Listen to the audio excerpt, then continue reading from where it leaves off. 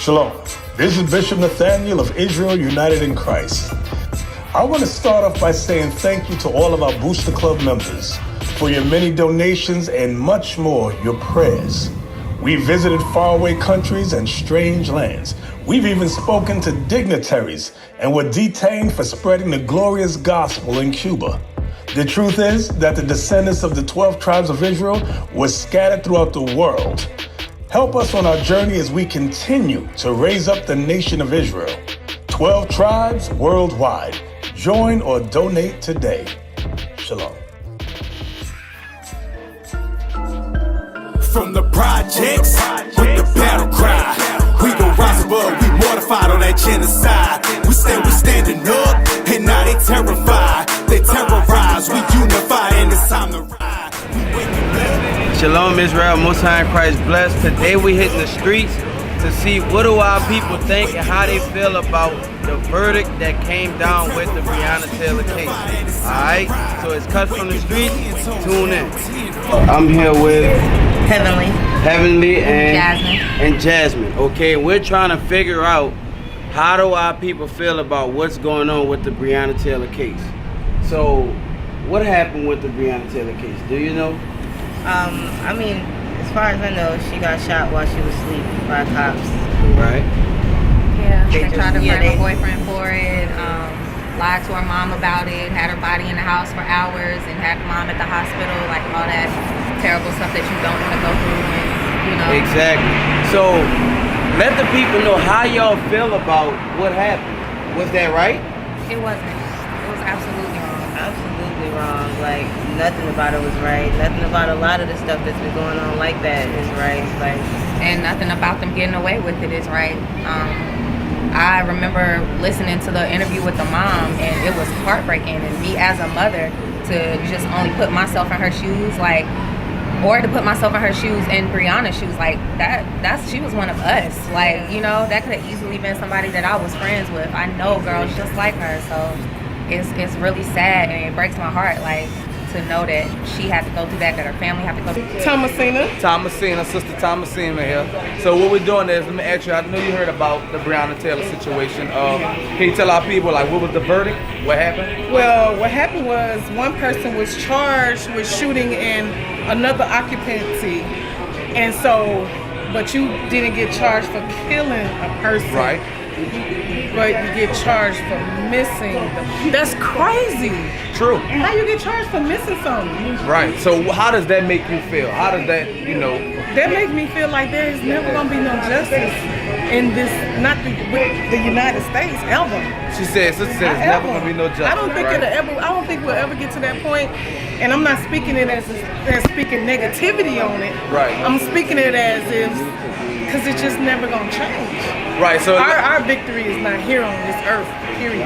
Shalom, Most High in Christ. Bless him, officer. You running to my left. I have Carlos, right? So, Carlos, what we doing is we going around and we interviewing our people and asking them how do they feel about the verdict that came down with Breonna Taylor. Do you feel like this was rightfully done? You know what I'm saying? Or was it wrong? So my first question is, have you heard the verdict about Breonna Taylor? To be honest, I didn't hear the exact verdict, but I heard the guys were not charged with murder. Right.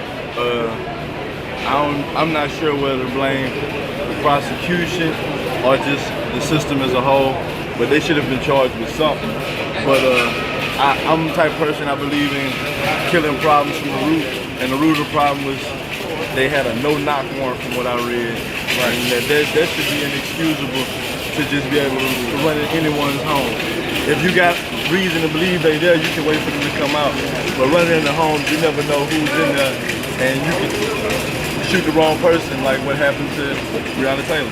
verdict, they charge not guilty, saying that, you know, this stuff is happening in our communities and they constantly getting away with it. Like, how does this make you feel? Like Ahmaud Arbery, you familiar with that brother, right? Right. You know what I'm saying, jogging in the neighborhood. How does this make you feel? I think it doesn't anger me because I try not to let it anger me. Because I try not to be conditioned to letting something like that anger me. But to be quite honest, it's very. It means something to me. It means a lot. And the riots, I understand. And even if they don't want to believe so, it's got the attention. Even with sports, what the athletes did is getting attention. And all that's needed right now because, I mean, if this continues to happen, you're going to see a lot of negative repercussions from, let's be honest, black people. I'm here with my sister Quickly, right? We're discussing the Breonna Taylor case. You're familiar with it? Yes, sir. Okay, so we have a few questions, right? So how does it make you feel with 2 cops not being charged at all and 1 cop only being charged with shooting bullets through the wall, nobody charged for her death? How does that make you feel? That makes me feel like it's just really unfair. It's really unfair because if it was a Caucasian young lady, they would definitely take her case to the max. But I feel like being that with just these black folks is really nothing that they try or step in to do. Like, but let it be a white young lady, they'll go to the extreme. It's messed up. Down bad. Down bad. What you say? They should really get charged. They should get charged, right? They should get charged. Why? Cause ain't no weak first. Y'all get the wrong house and then kill someone. Right. So essentially, that's what happened. So how does that make y'all feel about that situation? If I was in that situation, right? What you got? Let me show you something in the Bible. This is the book of Zechariah, chapter 11, verse 5. Now, stick with me, y'all. Whose possessors slay them. So we are to possess. The so-called white man rule over us. They are the judges, they are the doctors, they're the lawyers, they're the police officers, they're the correctional officers. Right? They possess us. Read. And hold themselves not guilty. He said they possess us, and when they slay us, they hold themselves not guilty. We've seen it with Trayvon Martin, Alton Sterling, and just recent Breonna Taylor. And it's been happening over and over and over again. So why does this continue to happen to our people? Because this system isn't set up for us. I'm saying, I don't feel like this is not for us. I mean, we don't make nothing for ourselves. Like, we gotta, you know, we need our own community of stuff. Yeah. Or this is just gonna continue to happen. Okay, that's true. Now, one of the things we've been trying to do as a people is protest and riot. Do y'all feel we're accomplishing anything with protesting and rioting? I mean, I feel like it has its place, but we definitely need way more than just that. Yeah, I mean, I've seen some things, but I feel like really that's just another way of the government or the system just feeling like they're appeasing to us. Like they're changing little stuff, you know what I'm saying? Enough to make it feel like that we can calm down for a little while because they're changing, but nothing really ever changes. But I would love to see justice. I would love to see people standing up. I would love to see silence become noise. Because to be quite honest, these people who are becoming law enforcement, they have never been raised around or seen or had to live with or deal with or go to school with a quote unquote nigga. So when they put on their uniform, everybody becomes a nigga to them. You know what I'm saying? And even if that's not the case, they're still very unfamiliar. These people who are killing, these white cops who are killing black people are very unfamiliar with black people. These are not the same these are not the same white people that would have grown up with black people and had lots of experience with black people. This is people who have never been around black people ever. So that's just something they go through, you know. And I mean, in a stressful situation, you know what I'm saying, being around a person you've never been around, it's almost like a language barrier there. Right. You know what I'm saying? They can't even understand this, you know. No interviene cuando deben. Y uno va y se queja y en realidad no quieren pruebas, muchas pruebas para lo que supuestamente quieren pruebas cuando está allí la situación. And can you just kind of sum up what he said as well? He says that a lot of the times he feels that people aren't heard, and that you go to the police and you tell them, hey, you know, this happened, and they don't even look into the situation. They want proof before they even try to help our community. Right. It seems like we're just putting it back, and the protests for him, it's bringing more information to the communities. So that's why I was asking, do you think we've accomplished anything with marching and protesting as a people? I do, I think you do too. I think we are. I think we need more. We need to protest more. Protest more? Okay. Maybe not as riots, but as going to the people and reaching those people that can do something about it. Right. So you don't agree with the rioting and everything like that, but you do agree with the marching and the protesting? Yes. Okay. Do you think we're accomplishing anything by protesting and marching? No, definitely not. Like us, we can all come as a group and we could all just be walking and speaking up and using our voices because we got freedom of speech. But at the end of the day, I feel like being black, being African American, I just don't understand. It's just not fair. Like they don't give us, I don't know, like it's hard to explain because I'm on the spot. All right, so check this out. So one of the questions is like, why do you think this continue to happen to us? Do you think it's just because we're black? Definitely, it's because we're black, and being that, you know, some black folks, they honestly, you know, sometimes they don't know how to act right, and I guess I don't know, they judge people off of, you know, us being black, I don't know, and sometimes they got black folks that act right, they got black folks that do act right, and I just think they look at us as we just violent. So my next question, like, what are we accomplishing marching and protesting and rioting? Like, what's the outcome for that? Like, what are we going to accomplish doing? I was just thinking it shows numbers. It shows numbers as if to say, hey, a lot of people are concerned about this, and it shows faces. My other question is, why does this continue to happen to us, black and brown people? Because I think it starts from that we're, anywhere we go, I know y'all probably feel it, but I feel it too, is I see stares like we don't belong there. Definitely. And I think that we've been, all of us being African American and Hispanics, we're all seen as criminals in a lot of people's eyes. Even though we can be educated, we can be just walking down the street, but I think a lot of it comes from just discrimination here. If you had to choose a solution for our people, what would be your solution? What's the solution to this madness? I don't know if I'm the one to come up with a solution, but I do just feel like, you know, once we start coming together and creating our own communities, we'll be able to better protect ourselves. Okay, you said coming together. What you say, Jazz? I feel the same way. We need to buy land. We need to make our own communities. We need to be out here getting all of our people together. We need to learn how to harvest. We need to learn how to farm. We need to learn how to take care of our kids without the government's help. That's what we need. Y'all sisters are on point. What you think would be the solution? The solution to me would be just to continue to be yourself, continue to live your life, continue to be the best person that you can be, the best human being on this earth, and do your best. And then when anything arises in those type of situations, you gotta trust the Almighty God that He gonna bring you through. Okay, I could agree with that. We've been marching and protesting and doing this for years.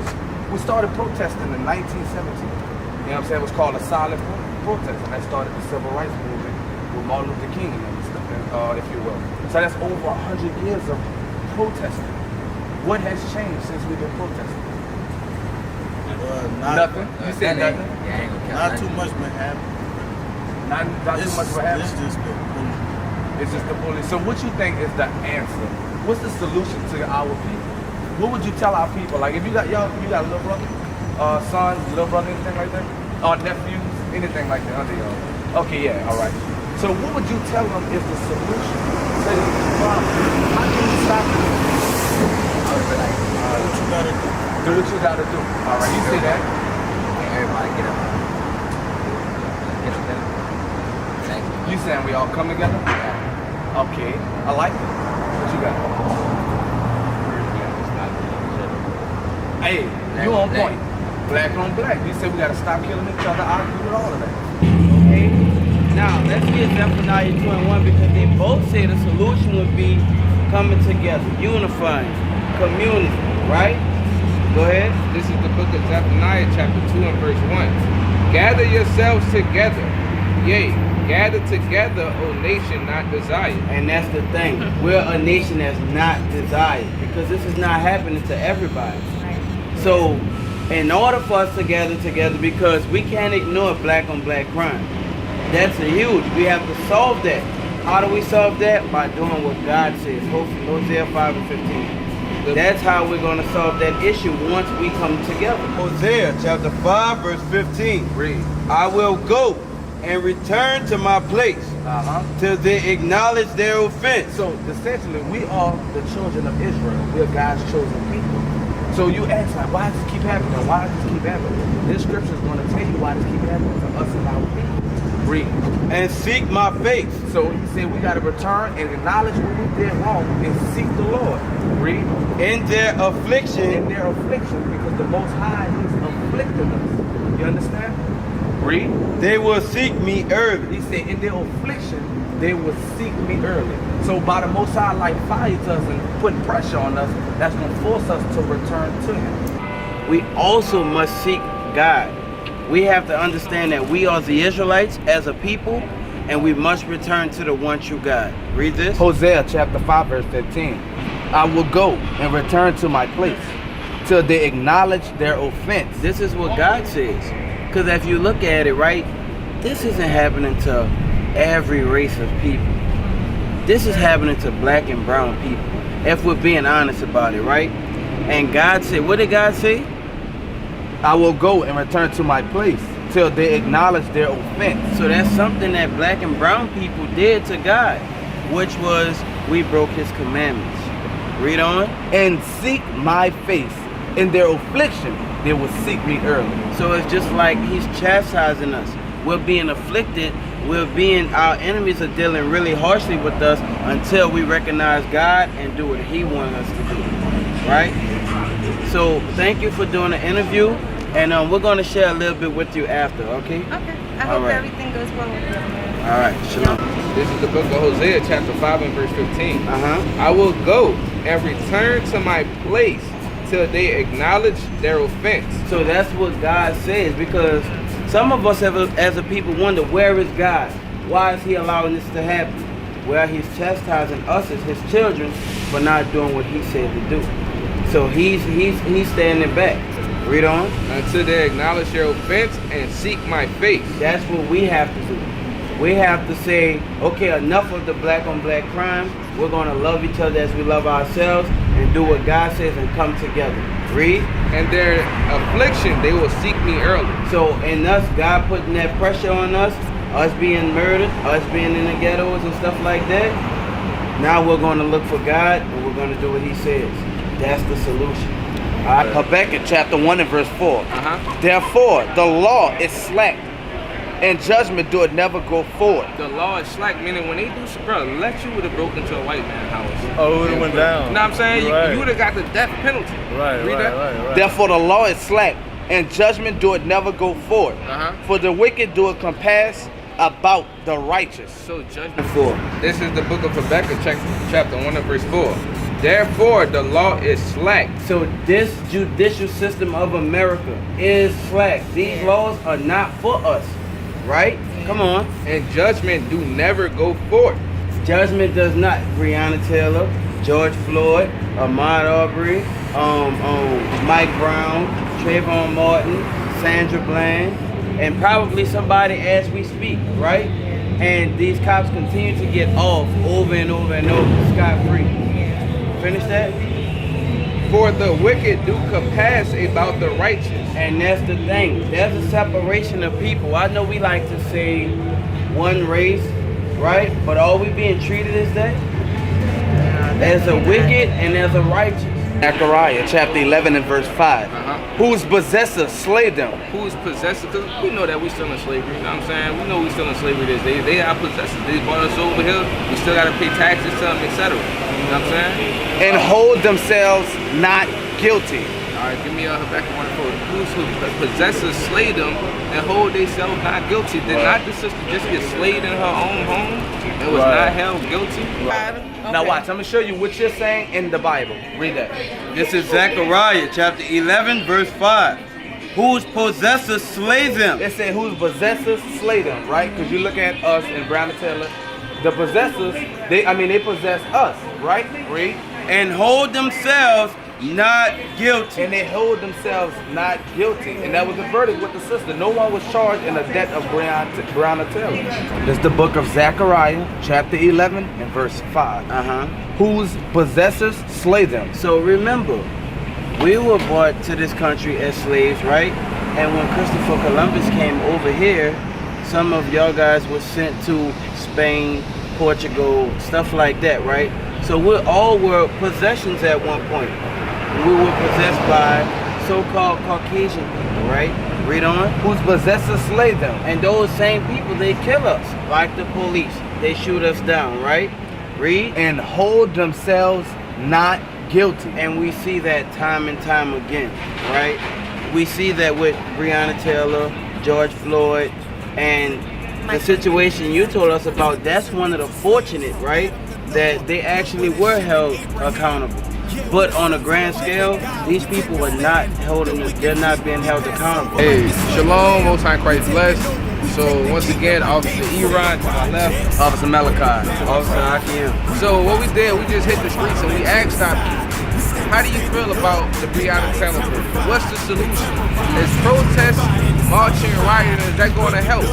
And for the most part, a lot of our people say, what they say? We have a couple people, they say that the protests are effective. Some people say not really. You know, a lot of our people say we need to come together, right? Some of our people say there was racism. At the end of the day, there's a lack of God's laws. Our people need the truth. They need God's laws.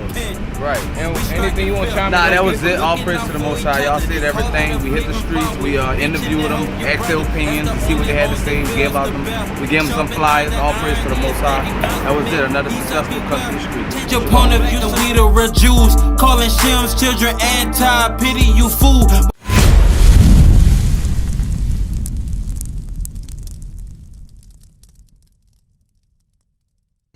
We used to scream black power while heroin was pushed. But at the end of the day, nothing's in vain. IUIC has been given a vision. The tents of Judah has risen. Many has attempted the mission. Minor murmuring, omitting, and missing the mark. Just reading that he had the flame of fire in his eyes gave us the spark. We on Paul's mission.